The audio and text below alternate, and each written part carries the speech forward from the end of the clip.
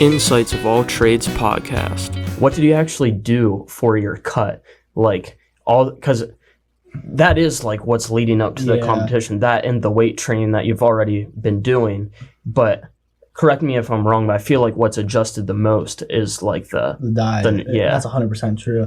So leading up to the first one, I didn't really have much of a diet plan necessarily, which was probably the reason I didn't gain as much weight as I probably wanted to or should have. But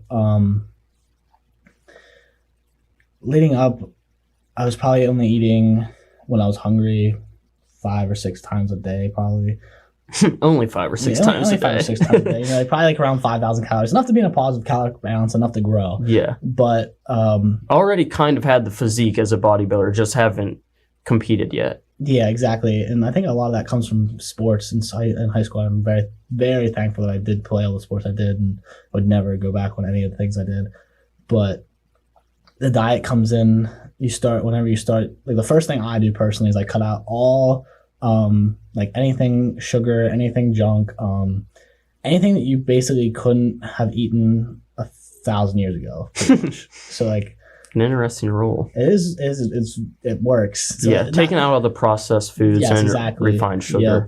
So I do that. Like basically, that's the first thing I do, and then I let that go. And within the first month, I usually, depending on how heavy I am, I can't remember the first show I did what I started my weight out at, but I know the last show I did I was 253, something around there.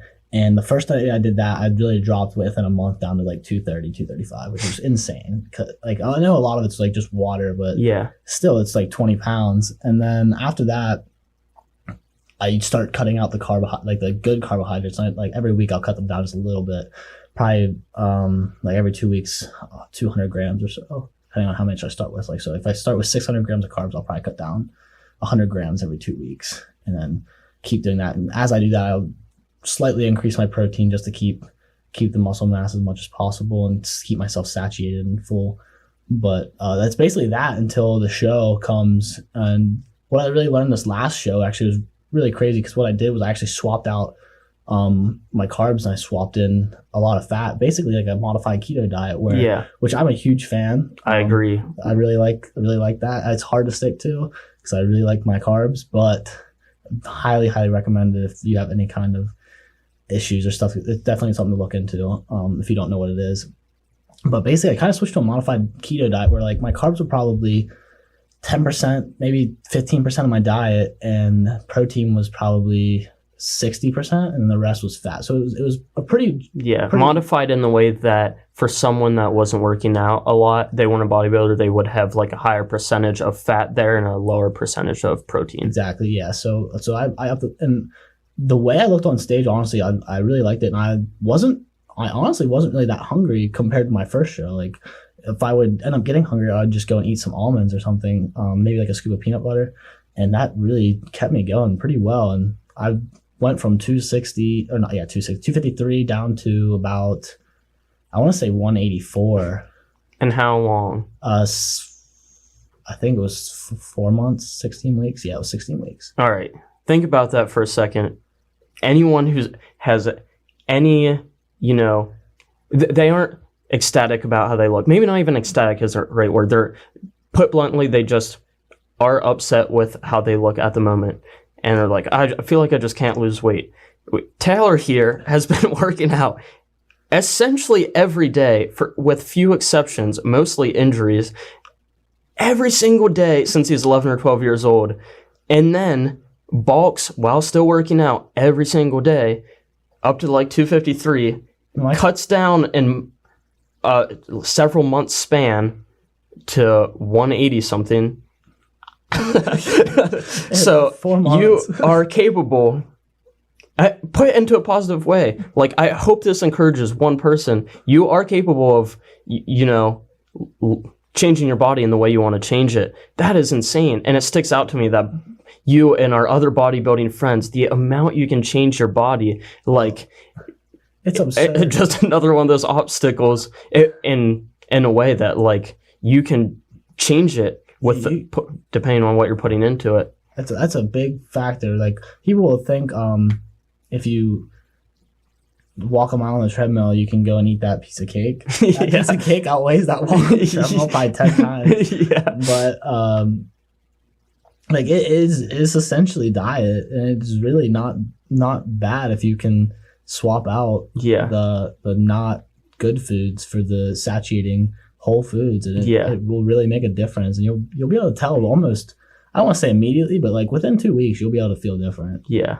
It's a simple thing to do, but a difficult thing to do. Yeah, it's one of those. Not too complex. I feel like I've had a lot of people, and you probably had exponentially more, ask about, what do I do? What do I eat? And then you give them an idea of what to eat, and those same people are coming up to you months later or a year later asking the same question, when in all reality, pretty much everyone has an idea, even if you aren't diving deep into nutrition literature or anything. Like, you don't have to be a scientist to have a general idea of what's good for you. So you adopted the modified ketogenic diet. And so basically, like, the way, so I'll put in perspective like how I eat off when I'm trying to put on as much muscle as possible, which I try to keep it as clean as possible. Like I said, like, I don't like to do a lot of the processed foods. Like, I never eat fast food. I'll do my best to stay away from candy. I never drink soda, stuff like that. But the things I do is I try to aim for at least 500 to 600 grams of carbs when I'm trying to gain weight, something around there. Sometimes more, sometimes less. It really depends on what my meals are. I usually eat like at least 6 meals a day. Like, I hit that solidly, but I typically aim for 8. My average is probably 7 though. It depends on what time. I know you count macros more than calories, but just to give an estimate, how many calories when you're bulking? When I'm bulking, it's easily 7, like 7,000. Yeah, I would put it up closer to 8, probably, depending on how I'm bulking. Dang. But yeah, like, this was before I knew all this about sugar. So, but my junior year of college, whenever I got up to 253, I was eating. I would be surprised if I was eating less than 8,000 calories a day. Honestly, like, it was brutal. But now it's like I try to keep it like a little lower, probably around 6, 7 right now. 6 is probably a good number to throw out. But like I said, like, somewhere between. I don't count my fats until I want to start trying to cut weight and do keto. But like, my fats, I stay away from the bad ones, like the trans fat. But I don't really count those as much. They just kind of go where they go. But in terms of carbs, it's usually between 500 and 600, and then by protein is at least 350, usually in the 400s. So, like, for example, 8 meals at 50 grams of protein a meal is 400 grams. So if I only hit my 6 meals, I'm getting at least 300 grams of protein for someone weighing like 230 pounds. Yeah. Versus my optimal is 400, 450. So I try to aim for. As opposed to at the end of your cut, how much protein would you get in a day? Probably 400 or 450 at least. Really, still? Yeah, because I up my protein when I start to lose weight to keep the muscle mass. Yeah, in hindsight, I remember you. Boy, this is going to sound crazy as someone not super familiar with bodybuilding. Go. I know where you're going. But taking scoops of protein, putting it in. This is just a few days out from the competition. Put like some scoops of protein in like a cereal bowl and put in just a little bit of water, enough to make this protein powder essentially like a pudding, and then like put it in the fridge so that way it tastes better, and then get it out and eat it. So it's like might be one of the only meals you had that day was essentially protein powder and enough water to make it kind of a pudding-like consistency. Yeah. For anyone that is doing a bodybuilding or cutting, it tastes really good. You can also crack an egg in there and mix that into it. It really will taste like cake batter. As long as your protein powder tastes good, it'll taste really good. But it's definitely a hack I found for this last show. I do want to say something else on my diet real quick though. Yeah, sure, of course. So like a lot of people bash protein powder and protein shakes, which I don't. It might have made sense. Might have made more sense 20 years ago. But if you can get a high quality protein powder, I really don't see the problem with. Obviously, it's not going to ever be as good as food, but I don't see the problem with supplementing that. Like, so if you can't get a meal in, or if you can't get 6 meals a day, but you can only eat, say, 2 meals a day, put 2 protein shakes in. Like the way that I try to structure my diet is I do 4 whole meals and 4 protein shakes.